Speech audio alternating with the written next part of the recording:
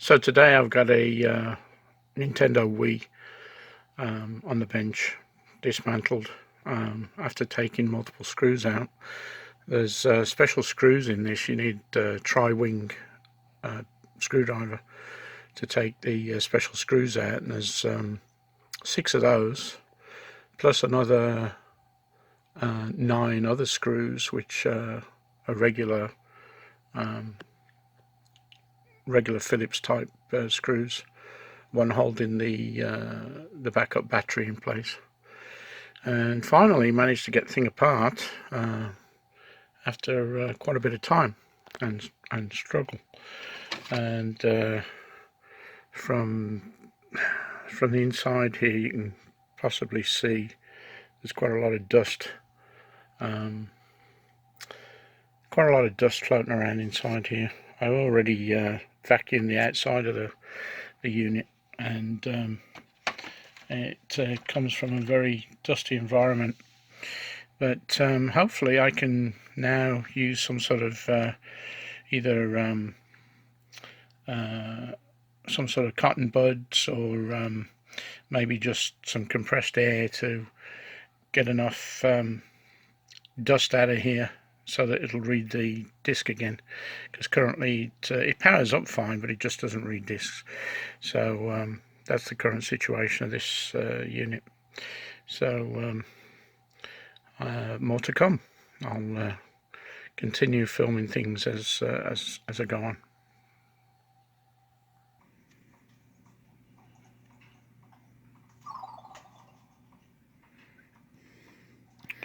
So this was the initial problem with the Wii, unable to read discs. So down inside the gap there, I can just see the laser and quite a lot of dust as well. So what I'm going to do is gently blow it out with some compressed air, hopefully not damaging the laser lens, and hopefully that will make a difference. I can also clean the top of the laser lens there with a cotton bud and some isopropyl alcohol. So looks like I can get to the laser at least, and get rid of quite a lot of that dust and blow the rest of the dust out that's accumulated inside here. The obvious dust from this unit with an air compressor. You've got to be very gentle with the unit. You don't want to be damaging the laser lens under here, or the laser itself, or any of the ribbons, by putting too much air pressure into the unit and damaging things. So you've got to be pretty careful, but hopefully I've got the majority of the dust out. I also was able to get a cotton bud in here to clean the lens itself with some isopropyl alcohol.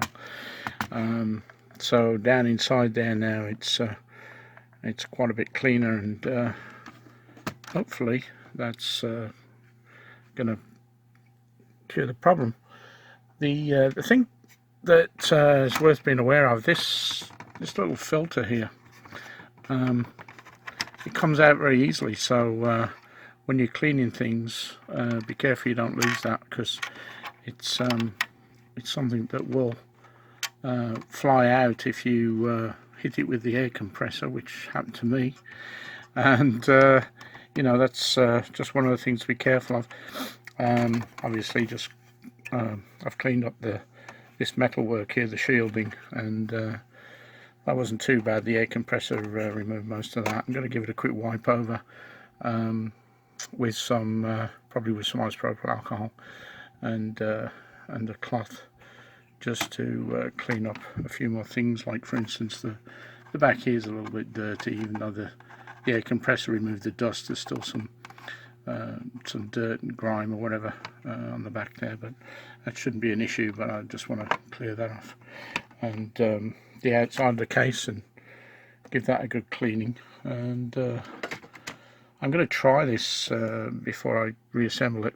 I think it's going to be quite possible to do that without fully reassembling the unit. So that'll be the next thing I'm going to do.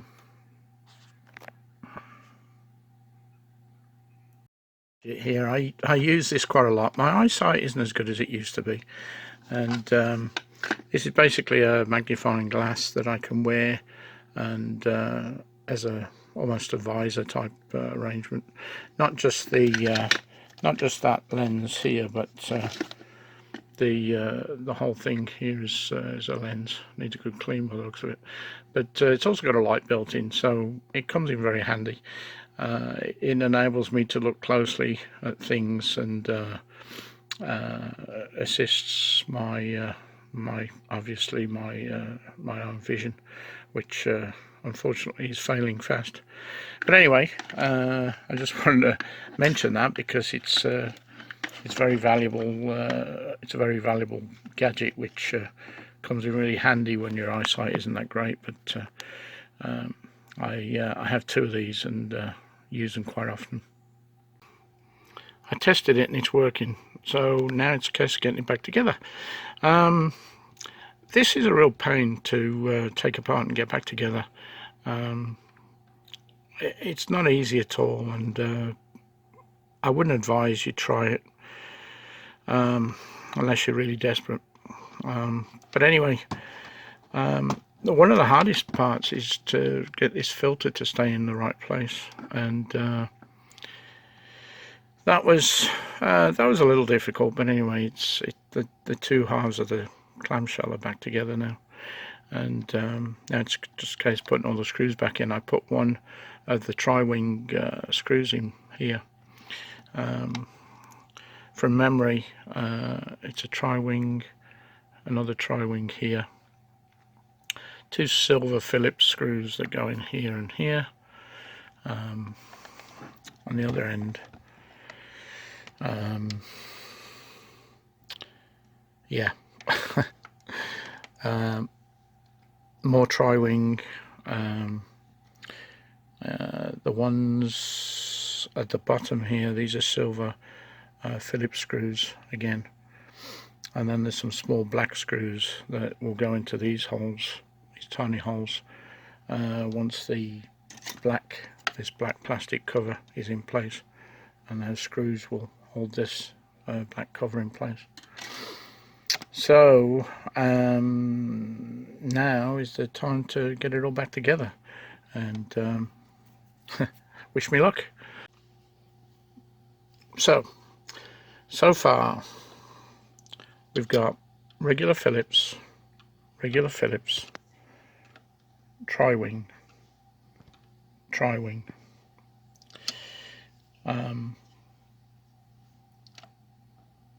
I'll switch the thing around so you can see the other side. And from this side we've got tri-wing, Phillips, and there's two more tri-wing to be installed in under these holes that are hidden by the feet, normally the rubber feet.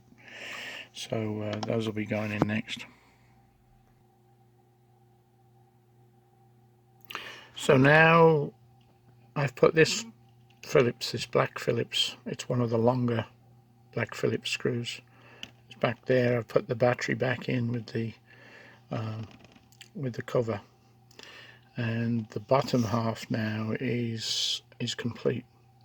The two screws are now into the long deep holes that go underneath the feet, that are hidden underneath the feet, and what's left for me to do here now is put the black cover back on and the last three screws, and then the covers, the covers for the screws or the feet that remain. I've got 2 feet to put back on, actually 3 feet.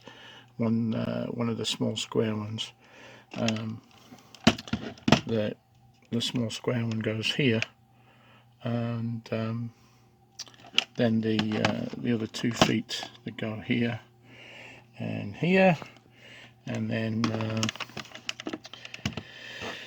we've got a well, there's stickers that would normally cover these holes, sorry, these screws, and they're just white stickers that go over the top of these. I don't think I'm going to bother putting those back on.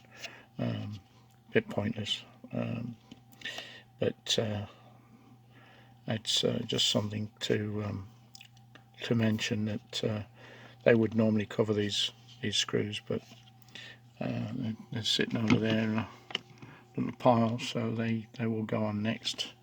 And then the 3 screws here that I've still got, I've placed them in the order that, so I know which order they go back in, because they are different lengths.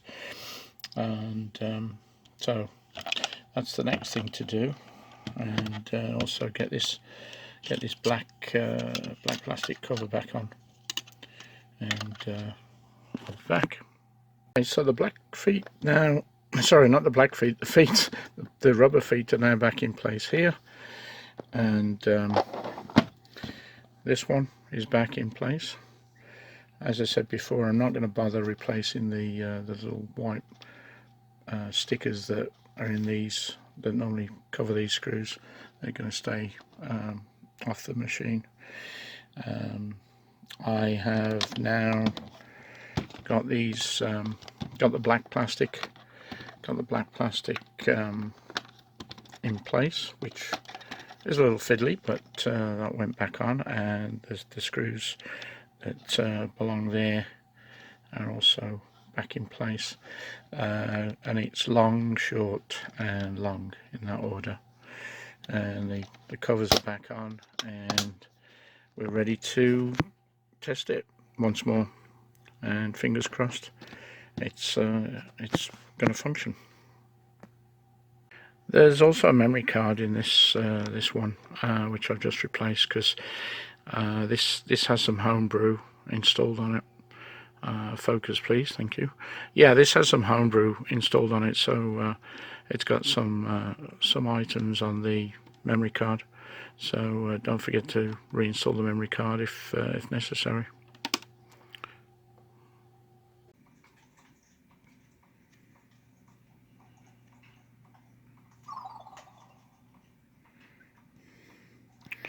So this was the initial problem with the Wii, unable to read discs.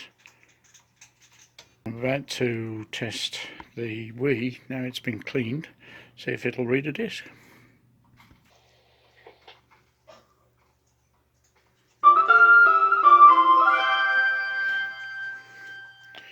And now it's working again.